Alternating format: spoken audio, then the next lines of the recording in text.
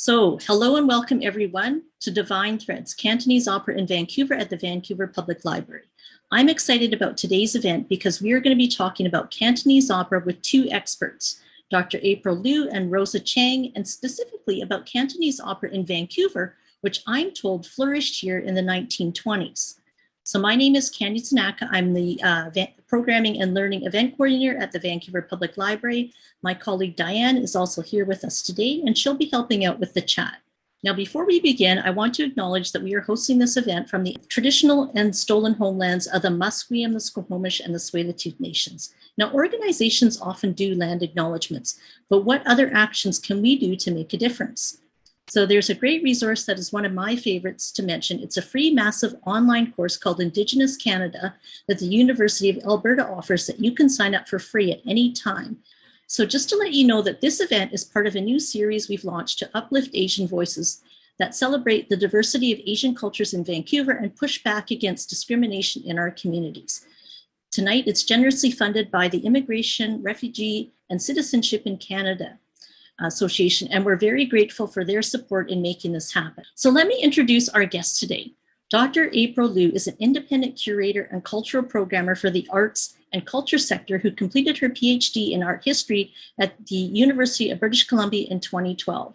Liu served as a curator of public programs and engagement at the UBC Museum of Anthropology, where she led the museum's programming and outreach. With over 20 years of experience, she has organized numerous large-scale festivals, exhibitions, and outreach campaigns in collaboration with diverse communities across North America, South America, and Asia.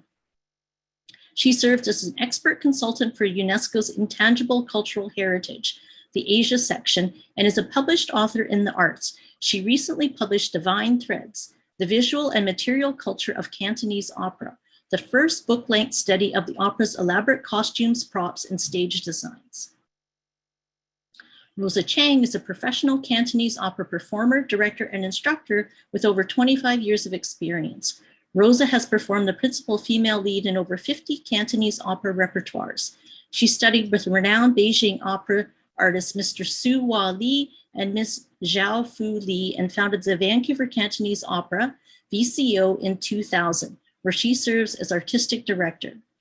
Rosa organizes opera performances, workshops, and outreach activities through BC, including the Multicultural Heritage Festival since 2012, the Bamboo Theatre Stage at the Richmond World Festival since 2016, and the Opera in Care program for seniors across the Lower Mainland in BC since 2017. Please welcome April and Rosa. Hello. Hello. Hi there. Hi. Okay, so we're going to get started with segment one, which is so basically part one is going to be a brief history of Cantonese opera in Vancouver during the Exclusion Era. And I'm going to turn it over to April. Thank you, Candy. I just wanted to thank you and the library team for putting on this amazing series, Uplift Asian, really celebrating Asian voices at a time where anti-Asian racism is at an all-time high. And I think the stories that we're about to share are really relevant to having a better understanding of this, the long history of anti-Asian racism in Canada, and also the strength and resilience and creativity of our communities. So thank you for giving us this opportunity to share some stories. I'm going to share screen here. Let me get this started. And I actually didn't, prepare anything written because I thought it would be more casual and intimate if I just speak to this directly and more, and at the end, you can ask some questions. Feel free to save your questions for the Q&A at the end. I'd love to hear from all of you. So part one, Cantonese opera in Vancouver during the Exclusion Era. Now, what is the Exclusion Era? This is the time period following the massive wave of Chinese immigration coming for the gold rushes in BC, as well as thousands of laborers coming in to build the Canadian Pacific Railway across Canada that ended up in the incorporation of British Columbia as part of Canada. Following these events, the government, both in BC and the federal Canadian government, implemented a series of laws to ban Chinese immigration and really make it difficult for Chinese settlers to set up a family and to establish themselves in Canada. But it's important to say here that the Chinese came at the same time that the Europeans came. We have evidence that in 1788, when the explorer John Meares arrived in New Chalnu territory, that he was traveling in his ship with Chinese workers, and that they were working alongside the Europeans building those fur trading posts. The first non-indigenous settlements in BC were built by the Chinese. So they arrived with the Europeans. However, the Europeans proceeded to set up a system of white supremacy and to a culture of white supremacy to really establish BC as a quote, white Canada. And so ever since those days, there's been lots of pushback against Chinese communities settling in BC and in Canada. And here are some of the key milestones, the key laws that were passed that kind of define that exclusion era that we're going to focus on today. The first one, 1872, the disenfranchisement of Indigenous and Chinese, meaning that they were not able to vote in BC. And this was a provincial law that was passed. BC sort of took the lead in exclusion here. So in 1885, which is the year that the CPR was completed, when they no longer needed the Chinese labor that was so essential to linking the nation east to west, the federal government followed the provincial lead and implemented the Chinese Immigration Act, which included the head tax. And the head tax started at 50, but over the years went up further and further to 500, meaning each Chinese person entering Canada had to pay a special tax just to immigrate to Canada. And it was the first law based solely on racial exclusion. Following that is a roughly 60-year period approximately where there's many laws were passed, too many to list here, really, designed to make it difficult for Chinese settlers to put down roots. And it culminated in 1923, the Chinese Exclusion Act, which basically banned Chinese immigration outright. And that law was not repealed until 1947, after the war, after Chinese veterans fought in the Canadian military. So this is the time period we're talking about. And I'd like to talk a little bit about how Cantonese opera was actually, despite this hostile period of exclusion, actually that period is when Cantonese opera really flourished in North America. So it's kind of surprising that despite the anti-Asian racism and the border control, Cantonese opera really thrived as a global diasporic theatrical performing arts art form. And here's a map that shows all the places that Cantonese opera troupes traveled in this period from the mid-19th to early 20th century. And these are the steamship routes. And you can see most of the Chinese migrants that came to North America came from Guangdong province, actually the Pearl River Delta, a very small region of China. Almost all of the migrants came from this area. And you can see the steamship lines that connected through Honolulu and Yokohama to Vancouver, but also to many of the larger cities on the West Coast, San Francisco. And so here from this map, you can see that Vancouver was actually, and Victoria first, and then Vancouver, they were major hubs for Cantonese opera troupes coming in and the flow of Chinese migrants. By the way, I want to thank some scholars here because this transnational view of Cantonese opera really was brought about by the work of scholars like Nancy Rao and Wing Cheng Ying, and also Elizabeth Johnson, who was my mentor at the Museum of Anthropology, who spent many, many years studying Cantonese opera and laying out that it's not just a localized phenomenon, but a global one, and really the first Chinese performing arts to go global. So really interesting historical phenomenon. So thank you to those scholars. I was able to continue with this research and really dig into how Vancouver played such an important role. But I just want to briefly mention that when the Chinese migrants came, just to give you an idea of how hostile it was, they were put in detention centers. So many of you have probably heard Angel Island in San Francisco in the early 20th century. I found some evidence that Cantonese opera performers were actually detained here, and that according to oral histories passed down by people who were there, that they had traditional Chinese instruments in detention, that they sang songs, they shared poetry. And in the 1970s, they found over 200 poems inscribed, carved on the walls in Angel Island. And so I would love to do more research in this area and see, are those poems actually songs? And maybe they were, and maybe there's some more evidence of the musical traditions that were passed down in these detention centers. And many of you might not know that we had a detention center in Vancouver. And this was actually a recent discovery for me. And I want to thank Linda Yip for doing a lot of the research on this. She's a descendant of Yip Tsang, a very important figure in Chinatown history. It was located right at the end of Burrard Street, which is today the Pacific Rim Hotel. There's a lot of irony there. And Chinese migrants, it didn't matter if you were already living in Canada and you had traveled out and you were coming back, or if you were a new immigrant, you would be detained here, put through horrible, kind of interrogation grills, and forced to live in really unsanitary and cramped conditions. And it was so bad that the Chinese called it the pig pens.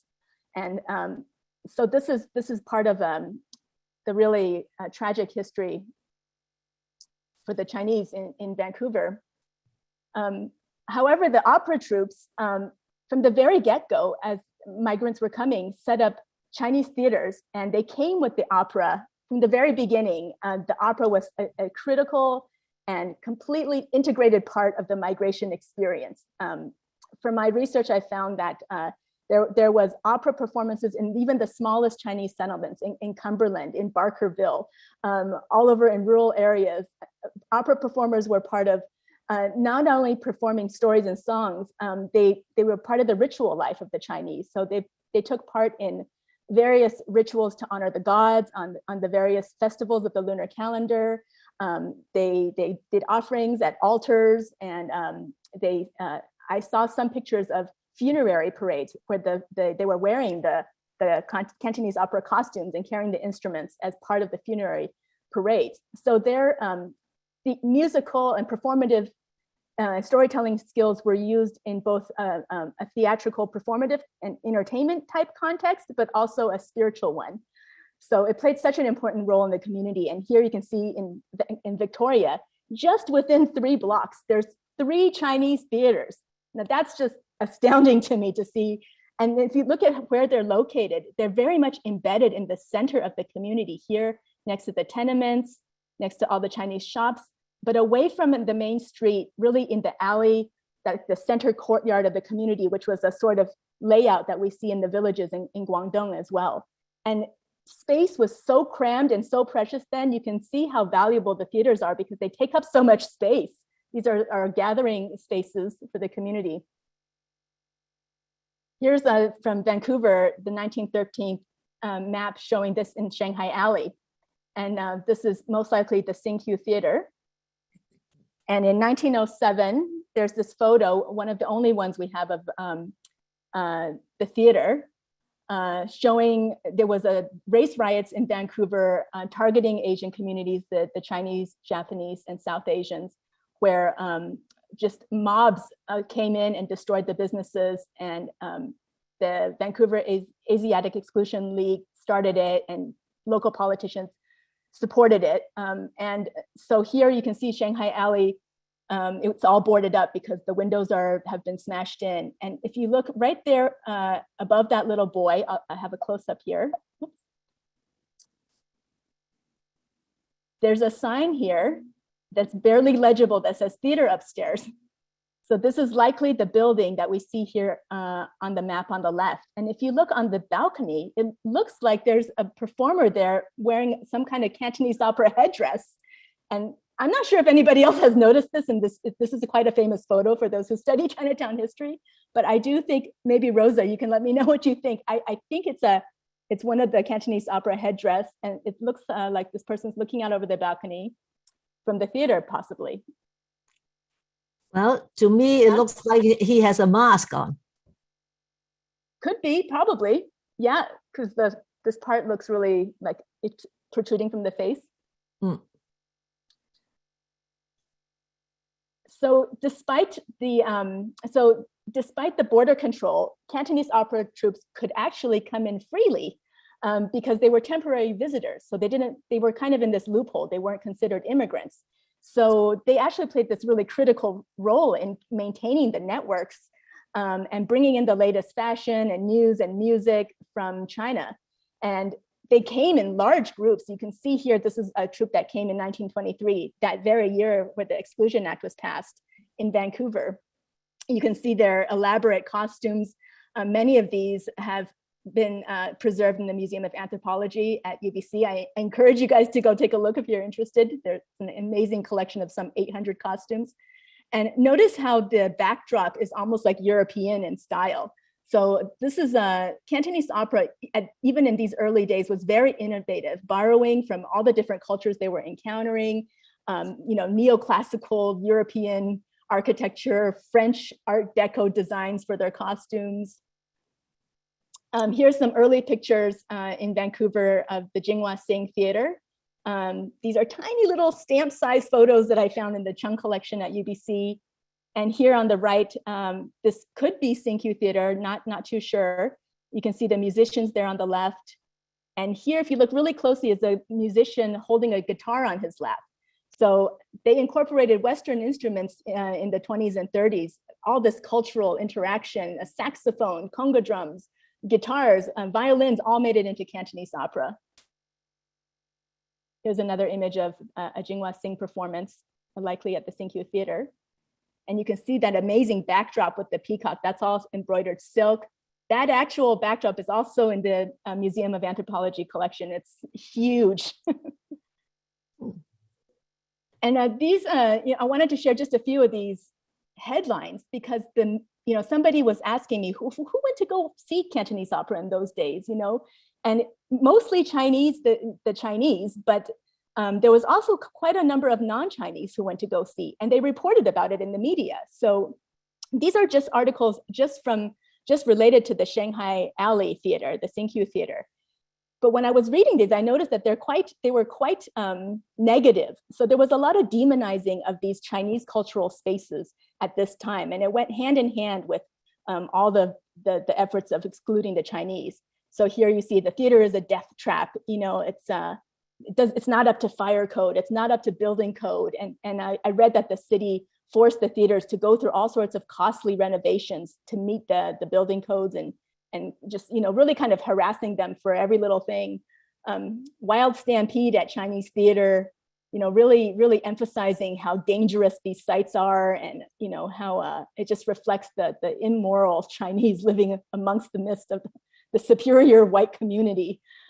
Tong troubles in the Chinese theater, almost like sensationalizing these spaces. But regardless of all this negative press, it was still a hit with the Chinese community. And Xingqiu Theater, here you can see the renovation plans. I counted about 400 seats here in the revised plan. You can see the staircase in this image leading up to the second floor. So there's a lot of renovation plans in the City of Vancouver archives for these theaters. There was at least 4 or 5 theaters in Vancouver in these days. Here's another theater on Columbia Street in Vancouver. And this is a 1934 renovation to add a projection room. So they started incorporating Cantonese opera movies at this time. Cantonese opera movie stars started doing films when this medium became popular in the 30s. And actually, Bruce Lee's father was a Cantonese opera performer. And Hong Kong action flicks and the popular action flicks we have today can actually trace a direct line to the martial arts choreography of Cantonese opera in Hong Kong, which is another research topic I'm really curious about exploring more. Okay, just a couple more examples, then I'll wrap it up here. So I was asking myself, what was the role of Cantonese opera in sort of subverting or disrupting anti-Asian racism and this hostile environment they were in?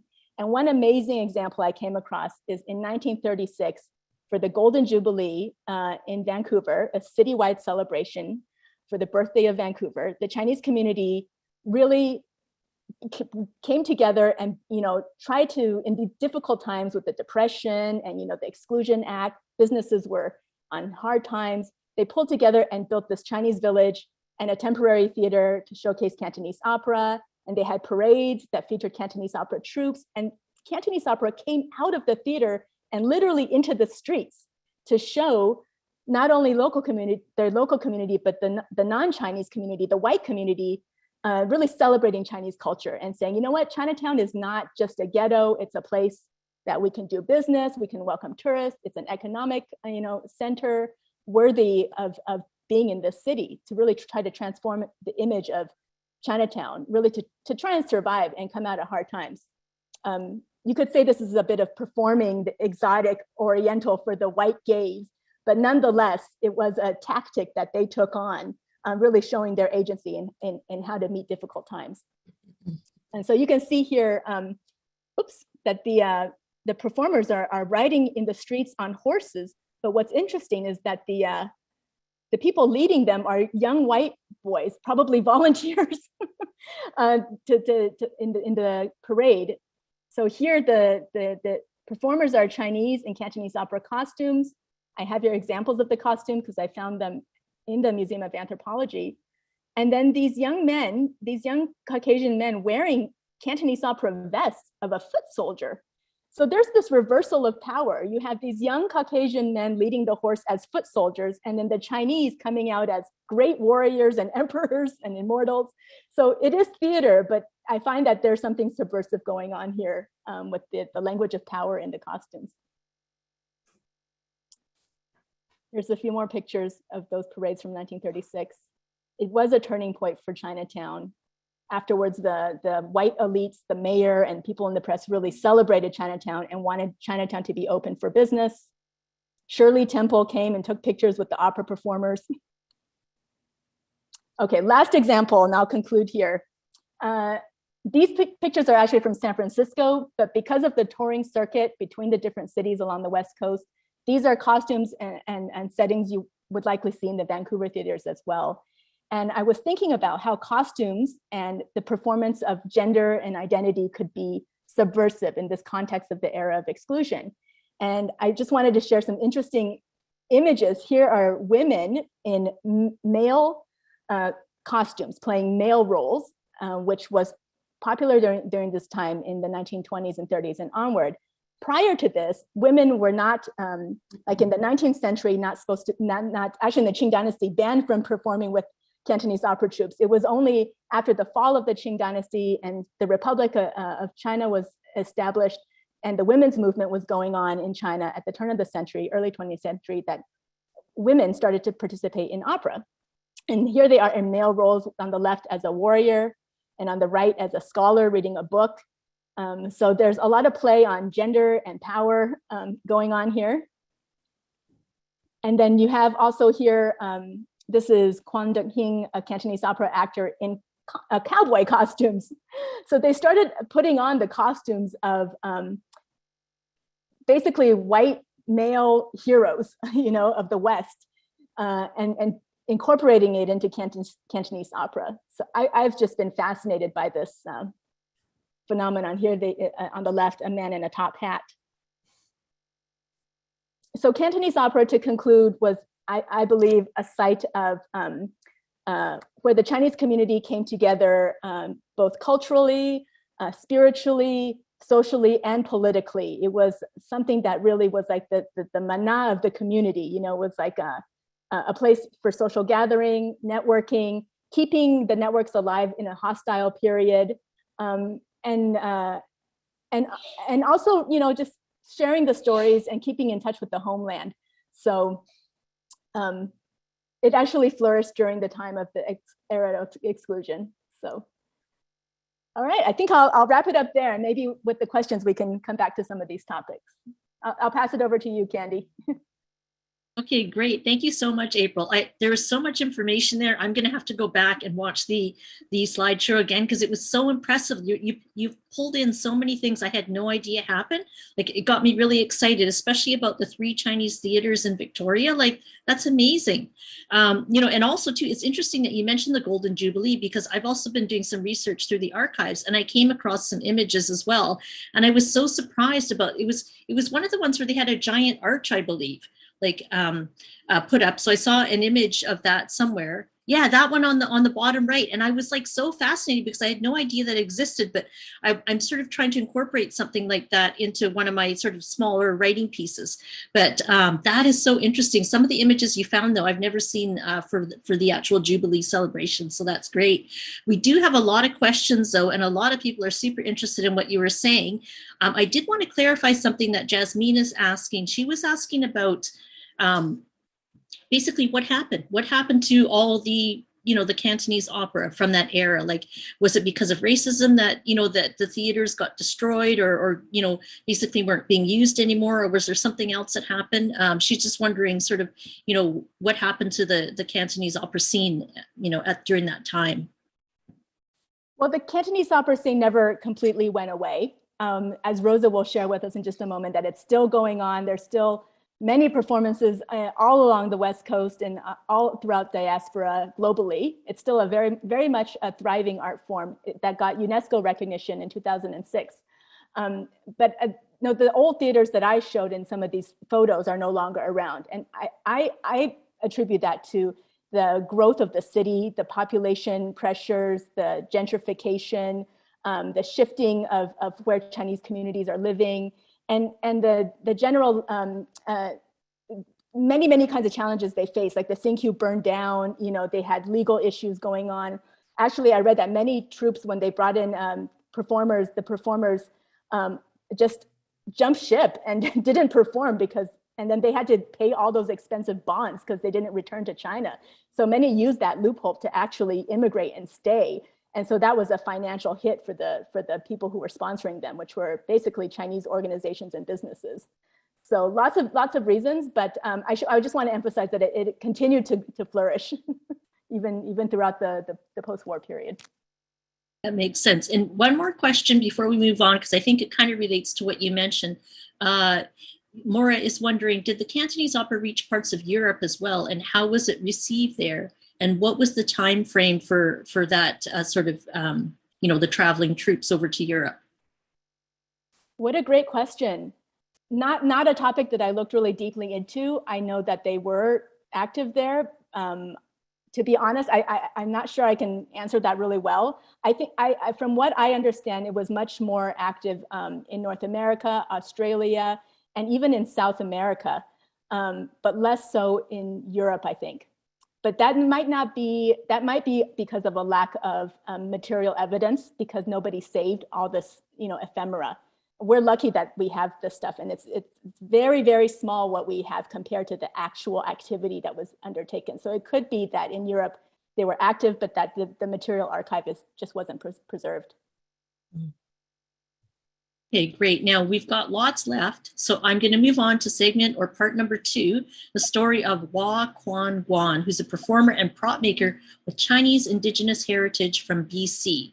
So April and Rosa are going to talk about him, so I'm going to leave the stage and leave it to them. Thank you, Candy. So for this part, I'm going to do some interviewing of Rosa.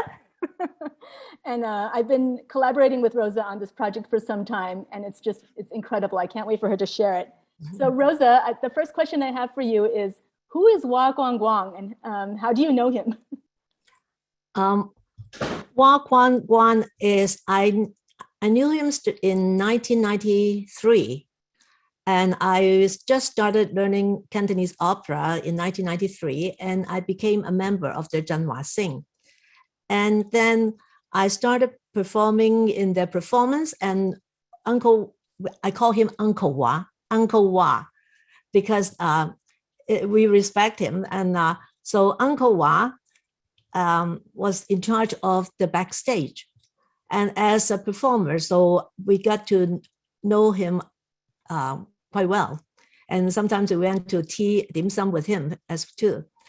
And the prop master's dream actually is inspired by the true life story of Mr. Quan. He is a legendary figure in Vancouver's Cantonese opera community. And I've been working with him for many years, since 1993. And this new opera is to honor Uncle Hua's memory, his profound knowledge of the opera, and his resilient spirit. And the Prop Master Stream is an innovative and experimental fusion opera. Building awareness and changing attitudes are the goals of the project. Raising awareness of these historical racial discriminations is public education, and it is essential to effectively work towards the elimination of racial discrimination and inequality. Its goal will be to increase public awareness and understanding. So actually, Quan, his parents are the victim of racial discrimination. Okay. And the premiere of the, just want to tell you, the premiere of the Prop Master Stream is scheduled for November 5th, 2022 at the Annex Theater in downtown Vancouver. Okay, April.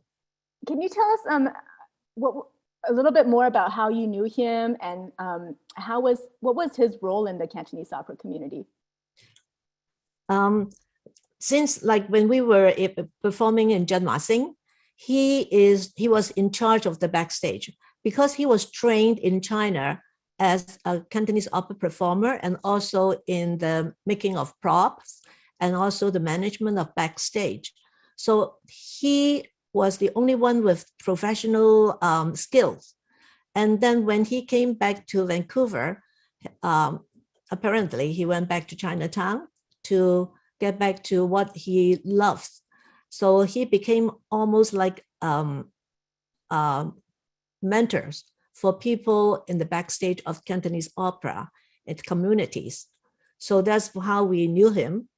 And that's 1993 until 2000 years. So we've been working together for almost 7 years and 8 years.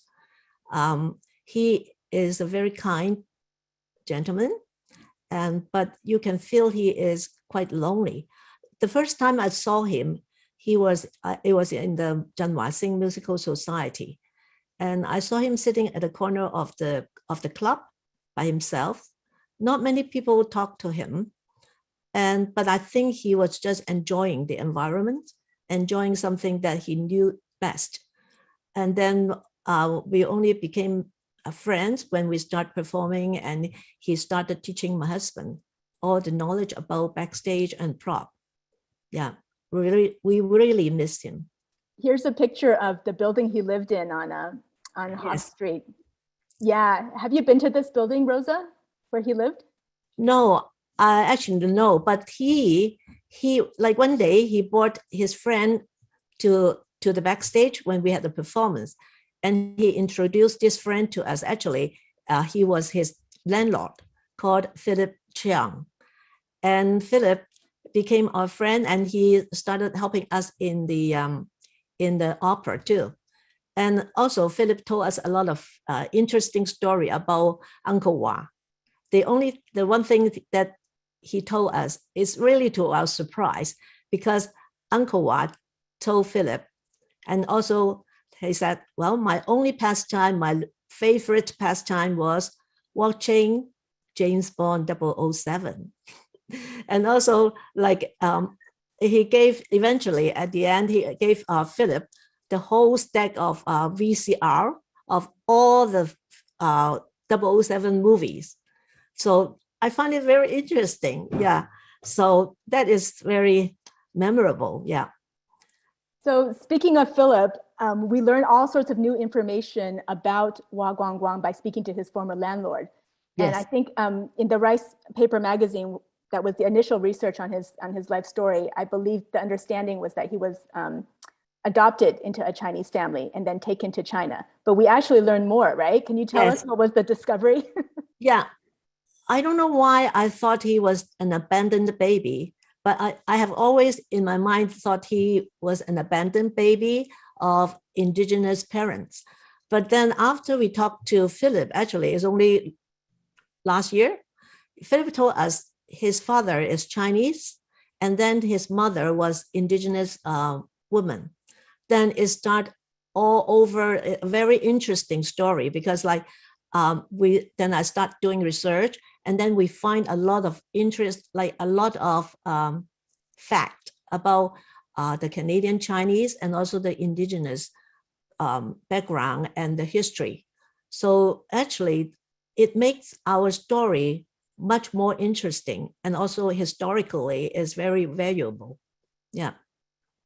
That's so interesting. Yeah. So when we made this discovery and I heard about it, I was just amazed and thinking we really need to talk to the elders more because they know so much, and all we have to do is go and talk to them and ask.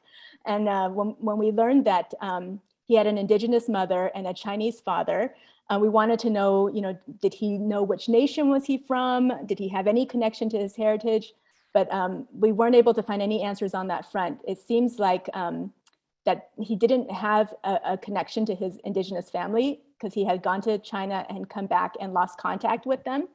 However, he had in his possession a photo. He had a photo of that I guess he told Philip that was his sister. Is that right, Rosa? Yes. He showed Philip a photo of an indigenous woman with a child standing behind her. And he told Philip that this photo was given to him by his father. And his father told him that this was his sister in Australia. But then we don't know how come his sister's in Australia, because when he was still alive, when we were friends, it never occurred to us to ask him about his story, his life story. It's only after he passed away, and then we think about him, and then eventually we talked to April, and then April said, well, how about we write a Cantonese opera about him? Yeah, so we start thinking of the story. Go into research. And during the research, I learned a lot about the Chinese Canadian and also the history of indigenous people. And I was thinking, why his father returned to China? Then when I did the research, then I read the research. Many Canadian Chinese, when they came here to work on the railway, and because of all the hard work and all the bad conditions, their health was not very good. And then traditionally, they want to die in their own motherland. So I think that's the reason Quan's father went back. But he took Quan with him because Chinese tradition is son is very important. And also when they die, they always want the son beside them to carry a symbolic long, what we call is 擔幡買水. So that's a long pole. It represents that asking the spirit to follow this pole. So that's very important for them. And also I don't know, I think the father did not take the wife, the indigenous wife, and the daughter back to China, maybe because the wife didn't want to go, didn't want to leave her own people. So this is all we didn't really have any fact about this, but that's our research. So, and I also, we didn't know why Quan came back, but he did tell Philip, the landlord, that his father sent him to the Cantonese opera troupe to learn a skill, because at that time it was when he went back, or when he grew, when he was in the teenagers, China was in turmoil with civil war, and then after there was a lot of problem, so everybody had a hard time. So his father told him, go to the Cantonese opera troupe and learn a skill. So it's like if you go there, if they accept you, then they will provide room and board. Of course, when you learn the skill, when you become a professional, then you will have to repay through your the income you receive to the troupe for a certain number of years. So that's how Quan became a Cantonese opera. And then I heard him sing too. But then when you put on the Cantonese opera makeup, nobody can tell whether you look with the features of indigenous people. Nobody can tell because the Cantonese opera makeup is so heavy, then nobody can tell. but he gave me some of his old opera script too. I think that is his only love, Cantonese opera. And then his second love is James Bond. That's great. Yeah, and it's also important to know that he only spoke Cantonese and Toisanese, right? Yes, yes. So I think that was part of the problem. He was not able to kind of reconnect with his indigenous heritage. It's a language barrier. So yeah. I recall Philip saying it was hard for him to find work, but he found work in the Cantonese opera community. And since we've been doing this research, we've been also reaching out to indigenous community members and elders. I want to thank Victor Guerin, a Musqueam consultant and language teacher who's been helping us and communicating with us on how to approach this story, given the sensitive subject matter. And then we also worked with, I believe her name was Jennifer, right? Rosa, the reporter who was also doing some research to see if, Jennifer. Yeah, Jennifer. Yeah, she had actually looked in all the archives to try and find his name because we also heard that he was probably part of the Canadian military. But so far, we haven't been able to find his name in any of the city archives or genealogy records or military records. And we think maybe because his name was misspelled, or maybe we're not sure why, but we're still looking. So. I think the reason we couldn't find anything from the statistic is because they don't open until 100 years after. So we will have another 10 or 20 years to wait for them to open. Mm-hmm. So, yeah. Mm-hmm. So Rosa, can you tell us a little bit about the story in the opera? Because I know that there's a script being written and it's based on his life, but it's also like a fictionalized narrative, loosely based on his story. Yeah. Yeah. So The Prop Master's Dream is a story takes place in Vancouver's historic Chinatown, and during the 1950 and the 1960, when the neighborhood was filled with bright neon signs, bustling restaurants, theaters, and nightclubs. When the Chinese Immigration Act was repealed in 1947, Chinese Canadians finally regained the right to vote and to become Canadian citizens. With the easing of immigration restrictions, more Chinese women and children began arriving in 1950 to reunite with their families in Canada. Vancouver's Chinatown was growing with new business and organizations. Amateur singing groups, musical societies, and touring opera shows were a familiar pastime in the neighborhood, and with the sound of drums and gongs flowing into the street. And also professional opera performers, prop makers, and theater managers began moving to Vancouver, and mostly from Hong Kong. And they joined a vibrant cultural scene and helped to establish the local opera troupes. And I remember when I started learning Cantonese opera in 1993, many of the musicians, actually, they had full-time job. Most of them work in Chinese restaurant, and then, or they are the cook. And then after they work, they will, even though it's late, they will still go to the musical society and learn how to play instrument, and then together with the singers. And at that time, they would tell, oh, please sing. I want to play, please sing. So that's the singer become very valuable to them, because nobody sing, how can you play? So the area in and around Chinatown was the most affordable part of the downtown, and thus a diverse working class community flourished here in the East End, including Indigenous, Asian, Black, and European families. Yeah. Thank you so much, Rosa. Who's going to be in this opera? Who's playing the main roles?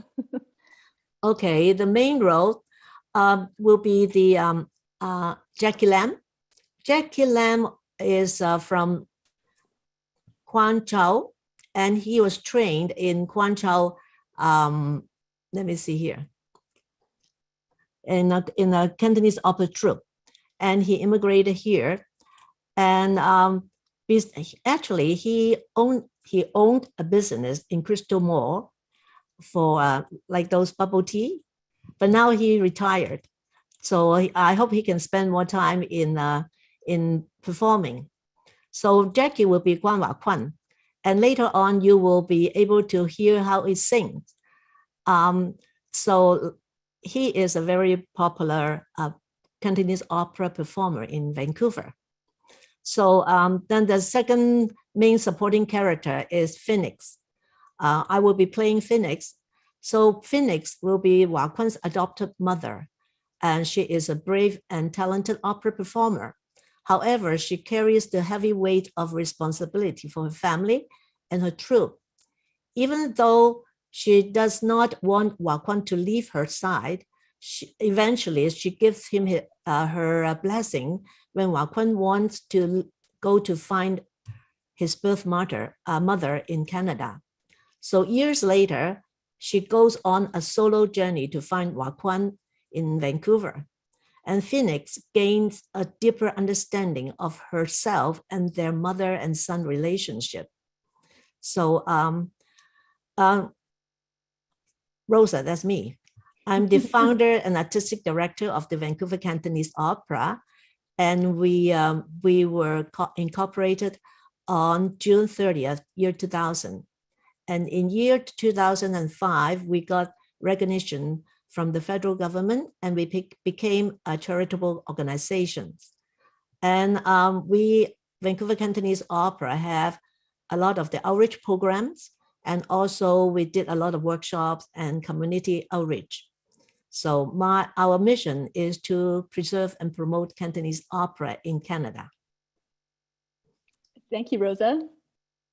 I think this takes us to part 3. I'll pass it over to Candy.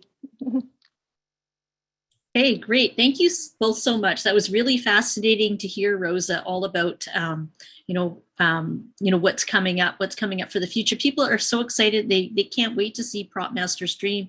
People are asking, how can they get tickets? I think you had mentioned before that they're not quite available yet, but I did put a bunch of links to the Vancouver Cantonese Opera website and the Facebook page. So people, if they follow along there, I'm sure you're going to be posting about tickets soon at some point. So that is great. And I'm just fascinated hearing about, everything that you're working on for, to get ready. And just the story too. It's just amazing to think that how many stories of Canadians that are around Chinatown that we're just finding out about now. All this historical, history has just been hidden, and we're, we've never learned about it in textbooks or anything, in school. So I hope this also gets shared. And I'm sure too, April, with your excellent research skills, you're going to be providing more, knowledge and information about that as well. So I'm really excited to hear about, to learn more about history in Chinatown, basically. And so coming up now is part 3, which is the making of the Prop Master's Dream, and it's a sneak peek at the costumes, musical fusion, and performances. And again, I'm going to turn it back to April and Rosa, and they're going to take us through this. So over to you. Okay, Rosa, I'll ask you the first question to get this started. I think the most fascinating part for me, being part of this team, working with you on this project, is to hear you talk about the music. Can you tell us your approach to the music in this particular project? Okay, the music mainly is, okay, let me start from who wrote the story. Okay, April is the one who wrote the English version of the story. And then we also, myself and also April, and with the consultants' contributions, so we polished the story. And then we send it over to our Cantonese opera playwright and composer, Leo Lee, and he is actually in Hong Kong.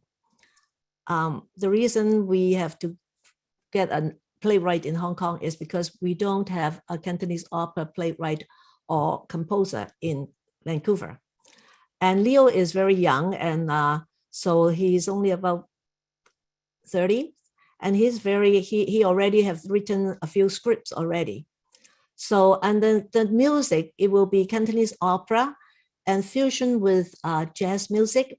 So we have also Peter Tam. Peter Tam is a jazz music composer and a influencer. Is that how you call it? So he is going to compose jazz music together with an indigenous performer. So he will compose a song in the first act for the mother, the birth mother, indigenous mother, to sing solo. Not actually, it's not singing solo, it's sing a duet with father.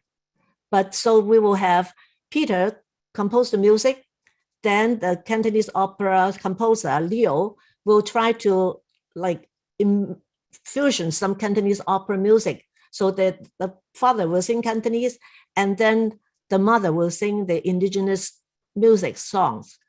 And then also Peter will also, I've asked Peter also to compose a theme songs for us. Also, then Leo would put in some Cantonese opera elements in the theme songs. So this is, I can tell you, this is nobody ever done this before. Vancouver Cantonese Opera is doing it. So that means Canada is doing it. So when we would like you to really come and experience, this is so different. So are you going to show Leo to our audience or? Oops. Or should do you sorry, there. I just tell about the story? Do you want to tell about the story? I don't have the clip of Leo speaking, and I think we would run over time if we shared that. Okay. But Okay.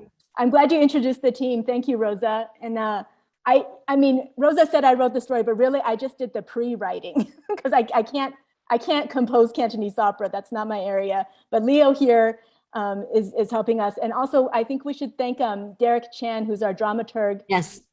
He's the artistic director of the Vancouver Asian Canadian Theatre Group. And he's just been amazing. He's from Hong Kong, and he's been advising us on how to do this fusion approach. So yeah, I think when we get closer to sharing this with the public, we can invite Derek to share some thoughts. And also, yeah. And also we have many consultants, like we have Dr. Charles Barber, the City Opera composer and artistic director. And we also have Mrs. Johnson is also our consultant, Mrs. Elizabeth Johnson. And then we have Savannah Walling, and she is the artistic director of the Heart of City Festival. And Mr. Terry Hunter, also the executive director of the Heart of City Festival. And Mr. Fred Koch, and he is the chairperson of the Chinese Cultural Center and also the president of the Chinese Benevolent Association. And then, of course, Mr. Victor Gurin, our consultant. So yeah, there's a big team. Yes, we need a lot of help actually, because this is the first time Vancouver Cantonese Opera ever done something like this. We only perform traditional opera. So this is a new challenge for us. And also like we are facing a lot of the challenges that, first of all, because I don't know. So April was helping me, and we have to find projection designer and then soundscape designer, everything. It's a new experience for me, and I'm on my learning journey, a long journey. Yes. So Rosa, I have here a picture of some costumes. Could you tell us a little bit about the approach to the costumes for this project? Okay, so this one is the left-hand side is the woman's traditional dress called Cheng, or in Mandarin, qipao. And you can see the embroidery with the phoenix. It's very elaborate.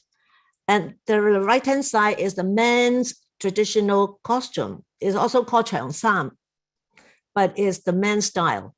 So it's made of silk, but of course not as elaborate as the women one because it's for men. So it's only on special occasion that they wear something like this. And so, but this, the men's costume, we're going to, the troupe leader or the troop leader in our Act 2 or Act 3, he is going to wear something like that because he was the troop manager. Yeah, troop manager. Yeah. So. Yeah, so it looks like, Rosa, the approach is more inspired by the realistic clothing of the era rather than the hyper-stylized Cantonese opera costumes of the Ming Dynasty. So for those of you who might not be Cantonese opera fans or avid watchers, most traditional opera costumes are from the Ming Dynasty, but it can be worn for any era. But since we're doing a fusion opera that's based on the true life story of Hua Guangguang, we thought it looks like, Rosa, the approach you're taking is more inspired by real clothing. Is that right? Yes, but of course I remember this is Cantonese opera. I want you to see some real Cantonese opera. So in the show on Act 2, you will see excerpt of the real traditional Cantonese opera with the makeup and the costumes and the head dress. So you won't be disappointed. You will be able, for someone who never been to Cantonese opera, I will give you a glimpse of what is Cantonese opera, traditional opera looks like. Then maybe next time you will come to our traditional Cantonese opera long play. Yeah. Okay, so this photo is for the everyday wear of the Chinese in those period of time. And of course, we have to remember this opera is not talking about rich people.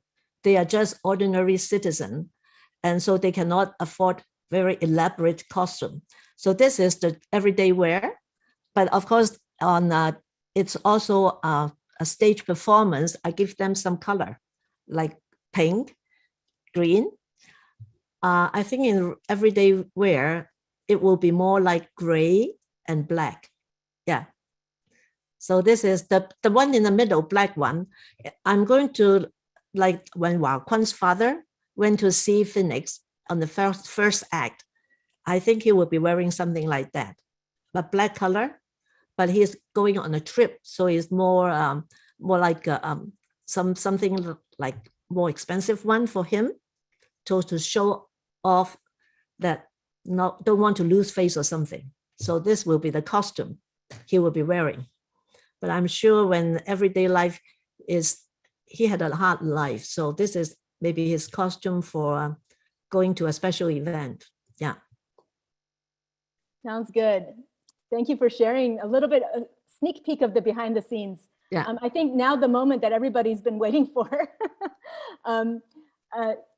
Would you like to sing us just a little sample and maybe talk about where you are with the composing of the music and give us a little sample? Okay. I'm going to sing a very short aria. Originally, this is a duet that I sing with Phoenix with her husband, because Phoenix really wants to have a family and wants to have a baby, a child. But after they married for a few years, she still it's not blessed with a child. So this is her telling, like she was very upset. So she is singing this in front of the Buddha. So I'm going to sing very short one. I make some, I revised the script, so it's singing solo.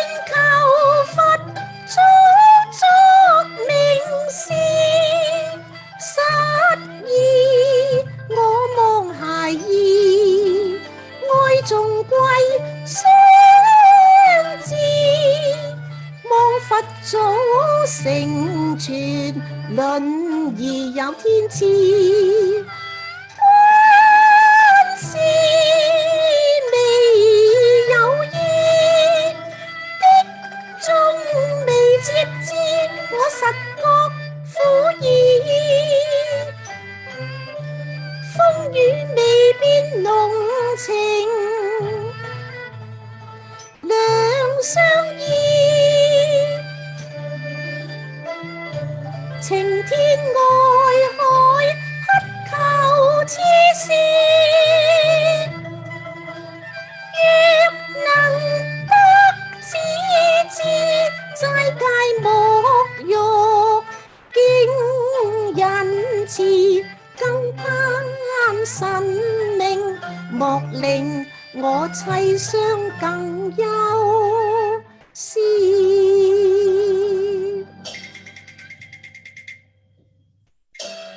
Thank you.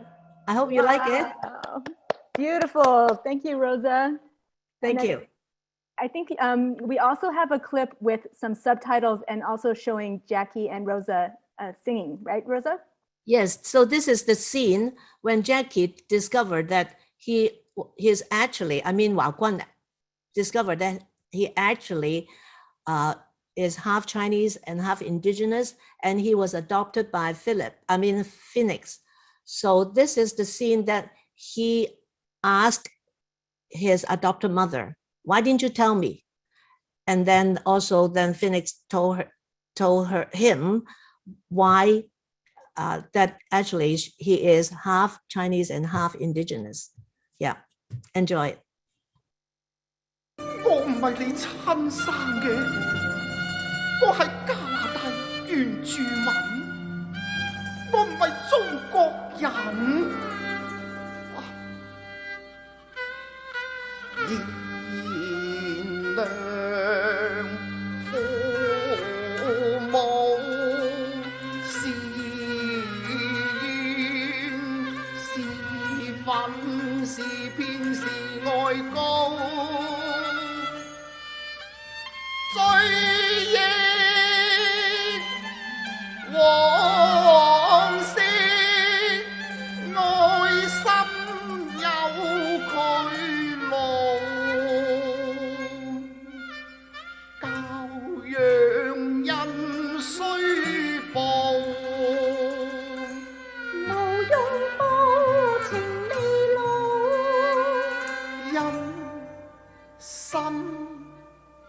我父母相氣不相高，掩飾身世令我不知道。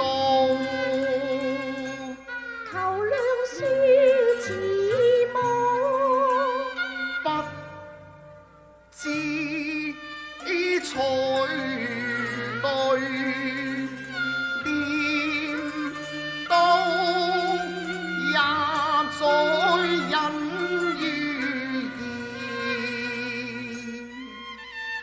讓知情更高。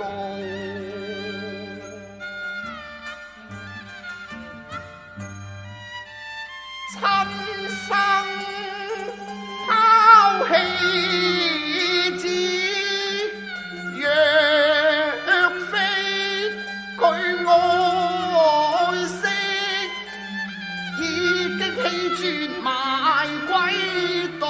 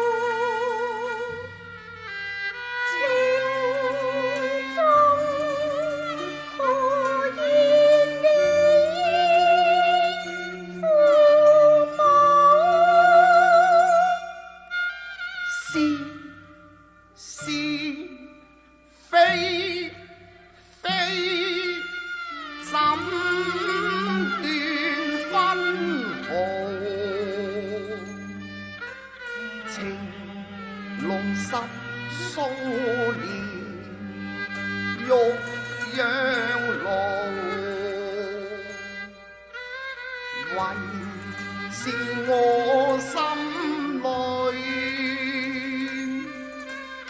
難棄親母，或困受困難斷你好。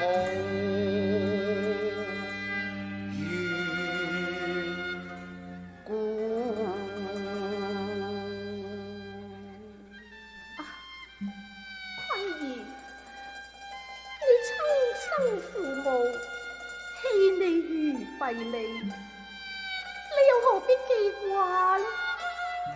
所謂生母不及養娘大，我同你阿爹先至係你真正嘅父母啊！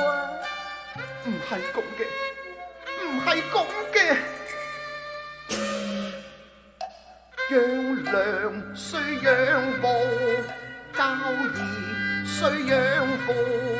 怕親母憐愛子，已經血淚無，曾為我遍找世上無，關山找過覓遍連父母。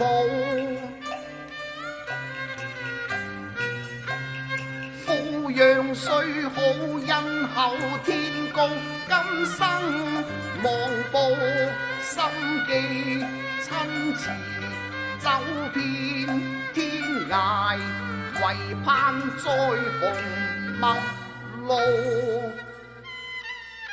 盼親生父母親可再到。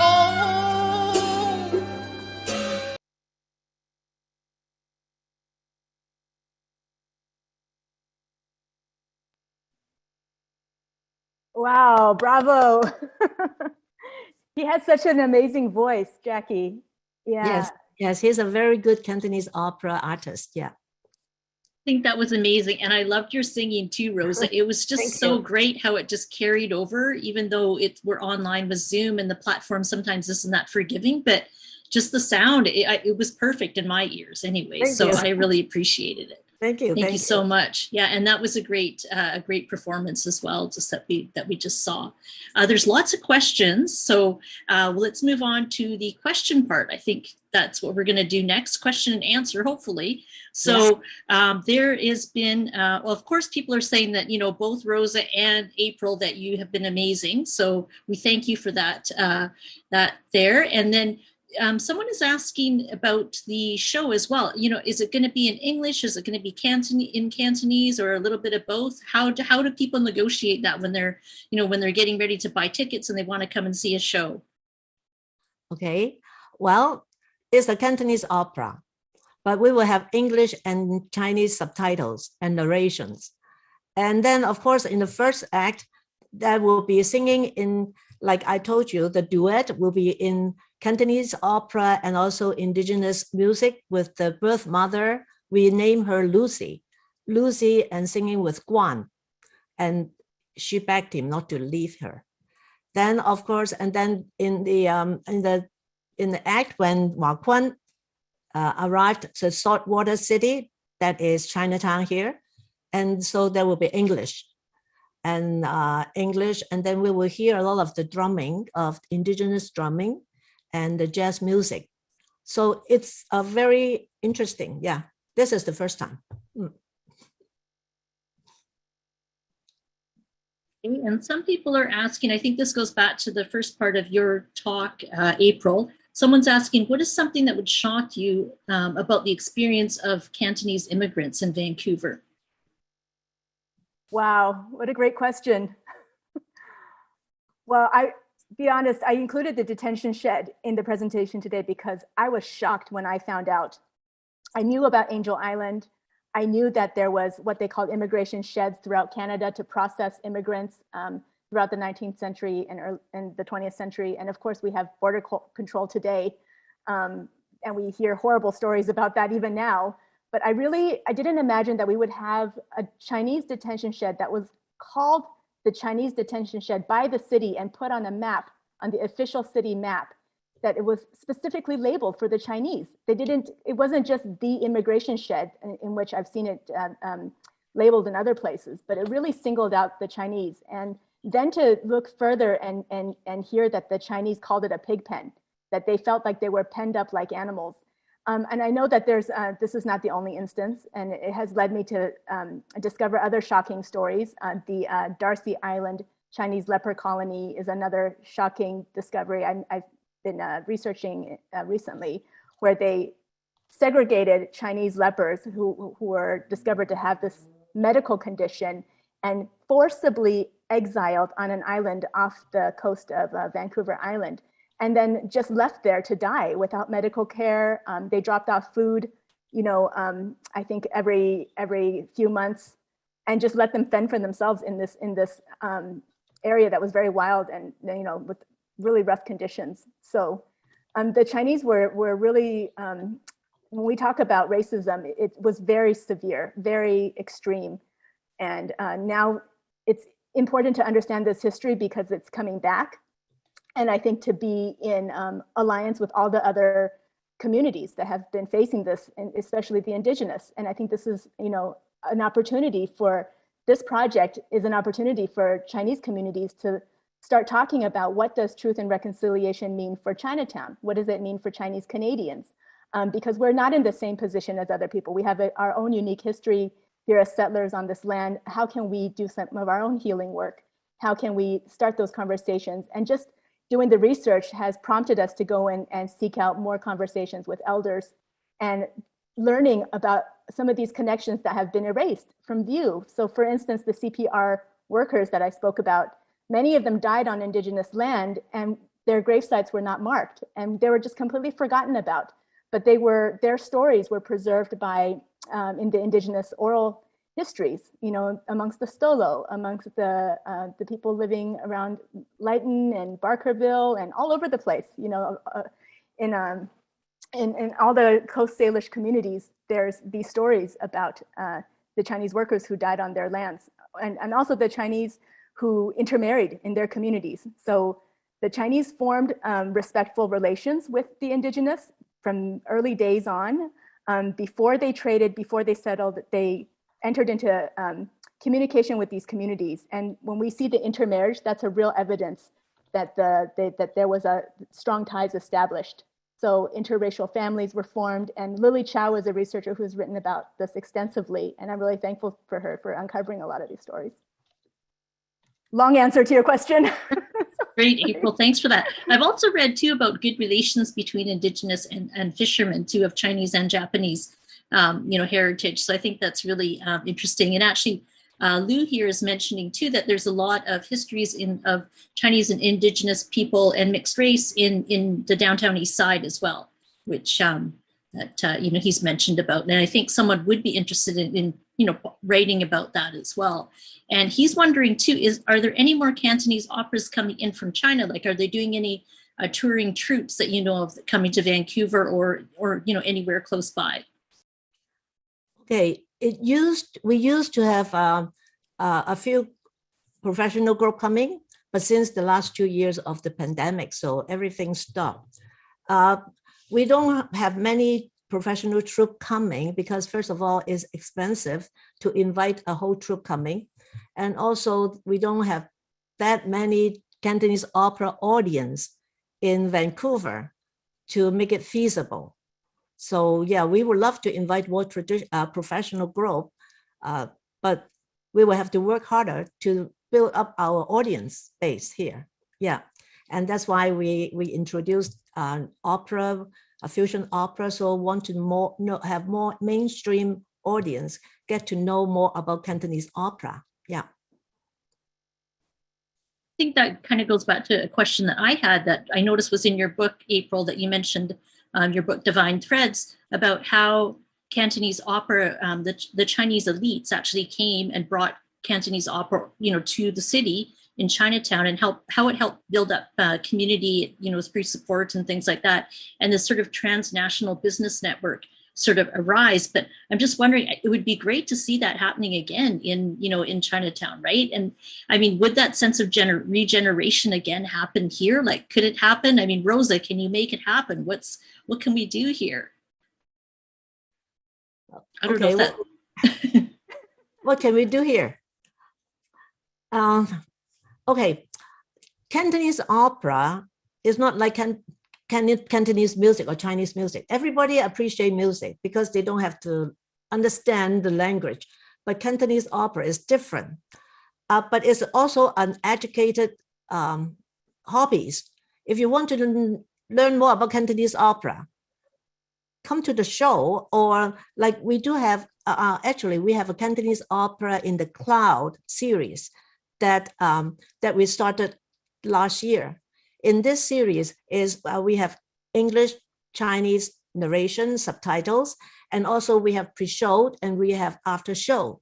The pre-show is we will introduce actually we have one coming up on May. I have to put down the exact date for a series of 4 weekends, Saturday, and it's all free. It's online Zoom.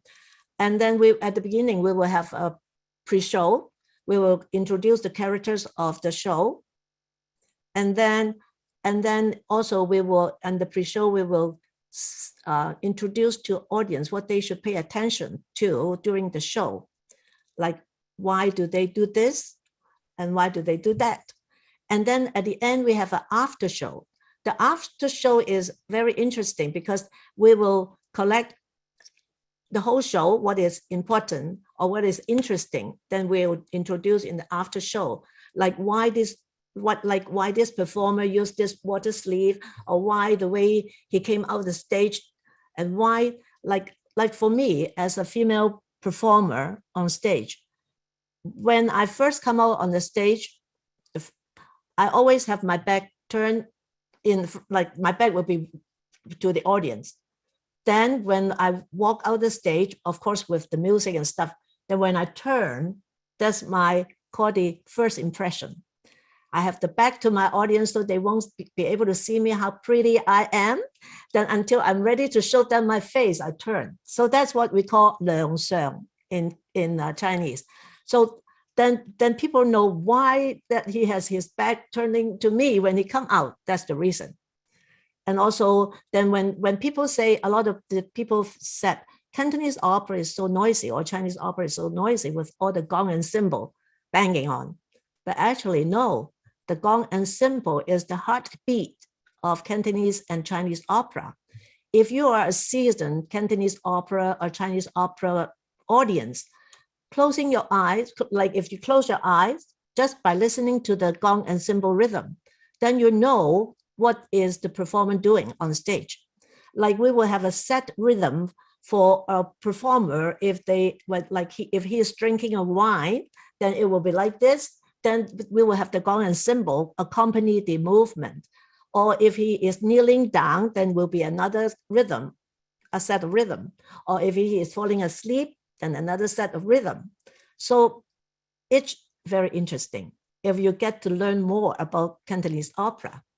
So I have put a link there in, we have a few series of the Cantonese opera in the Cloud that we presented last year. Go and visit that seat and that link, and then you will get to know, like we have many in our YouTube channel. So subscribe to our channel, then every time when we have new upload, then you'll get to notified. Yeah. So we are trying our best. I think we are the only Cantonese opera company in Vancouver that we are trying our best to reach out to the mainstream audience. And I would really like to invite you to join us to learn more about our traditional art form. So as you know, Sarah's asking about resources, and Rosa, you just provided a whole bunch. So follow the Vancouver Cantonese Opera on Facebook, on, they've got a website. You can, find some more videos and some more resources there. And then, of course, we also have April's lovely book, Divine Threads, here. and that's available online with the press that we're sharing the link with. We'll share that again in a few minutes. And then also you can get it, of course, at the Vancouver Public Library. So you can see it's quite a large, beautiful book. I even, I thought I had a little bookmark here, but it's got some amazing illustrations in here of the costumes and things like that. So you'll be wanting to check this book out here and just have a look at the beautiful illustrations. And I'm sure there's lots of great information in there as well. So those are some of the resources. And of course, at the MOA, they have a bunch of Cantonese opera objects in their collection. So you can check those out too. So Peggy is asking, can you speak of Master Tao Wong and his important role with Cantonese opera and the MOA collection? Maybe April? Yes, Master Wong Tao and the MOA collection. Master Wong Tao was another legendary figure in the Cantonese opera community. He came as a teacher for the Jinghua Musical Association. And I think, Rosa, you probably met him before, right? Yes. When you were there? Yeah. And the collection, he helped steward bringing this collection and helping us research it at the Museum of Anthropology, is a collection of some 800 Cantonese opera costumes, artifacts, stage dressings, and what I believe to be the most complete and oldest collection of Cantonese opera artifacts in the world. And that's because these things were not preserved anywhere else. We got really lucky here in Vancouver that they were stored in Chinatown in their original chests, and they came to the museum that way through the work of Elizabeth Johnson, who was the curator at the time at the Museum of Anthropology. Do you want to share a little bit about Wong Tao, because you knew him so well? Yes. Wong Tao is actually he was a very good teacher, and he was a master in the community of Cantonese opera, and he was also teachers of many Hong Kong Cantonese opera artists. So he is a renowned artist in the Cantonese opera community, both here and Hong Kong. So I met him when I first started in Zhenhua Sing. That was 1993. He was in charge of the Zhenhua Sing musical department. So we really miss him. Yeah, he is a very great man. He was a great man. Yeah. Okay, we've got a couple more questions and then we'll probably start to wrap it up, because we've kept April and Rosa here for almost an hour and a half already, and they must be very tired. So we want to give them a break. I know I'm getting exhausted. No, it's a super fun event, but an hour and a half, I think we need to give them a break. So Marjorie is asking, was summer 2015, with the 30th anniversary of Guangzhou Vancouver twinning, the last time a Cantonese opera troupe came to Vancouver? Are you, either one of you, aware of that? 2019 or 20? I think she said 2015, with the 30th anniversary of Guangzhou Vancouver, the twinning. I don't remember 2015, no, but I remember like in 2008, 2010 we have the Winter Olympic in Vancouver. And 2008, Vancouver Cantonese Opera Society, that's us, were invited to be one partner of the Cultural Olympiad in Vancouver. That is all the before the Olympic. So so that was a great milestone for us. And I think there's definitely been troops that have come since then, though, right, Rosa? Yes. Yeah, it's still quite an active scene. Yes. And I do remember 2015 as well. I believe they did a big bash at the River Rock Theater, and it was like 800 people came out to see the show, a Cantonese opera show. But definitely since then, there's been shows and many performers coming through. Yeah, we do from time to time have professional troupe coming to Vancouver, but they were mainly invited by like individuals, and then not from the government or anyone. Yeah. Vancouver Cantonese Opera is the only troupe I know of that actually provides the subtitles in English. So yes. A lot of these visiting troupes, it's just all in Chinese. The advertising is in Chinese, so you might not come across it unless you're reading Chinese media or going to those Chinese restaurants where they put those big colorful posters up. But if you're interested, yeah, I mean, it's still fascinating to watch, even if you're not understanding it verbatim. Like, I still enjoy watching it just for the music and the action. Yes. Yeah, it's very interesting. Great. And Michelle is asking about, and I think this is a really good question, about mentorship for young Chinese performers here that might want to keep the, a Cantonese opera alive. And, is there maybe funding that, I guess that, you can apply for to get some mentorship happening and or maybe you already have mentorship happening with the Vancouver Cantonese Opera? Talk to me. Yeah, because I've been in 20 years, I've been trying to find younger people interested. And then a few years ago, we had two. One is Ivy Martin Moore, and one is Ji Yingxun. When they contacted me at that time, they were in, before they went to university. So like we gave them a scholarship because we have a scholarship. So each of them a $500 scholarship from Vancouver Cantonese Opera. And then I taught them water sleeve. I taught them everything, singing, and eventually they were performing. But then once they were in university, they're too busy. So now they are too busy until I don't know when they will come back again, because then they will be busy working. And then maybe later they will be busy raising a family. Anyone wants to learn, younger adults, let me know. Or anyone want me to go to the school to teach the students, let me know.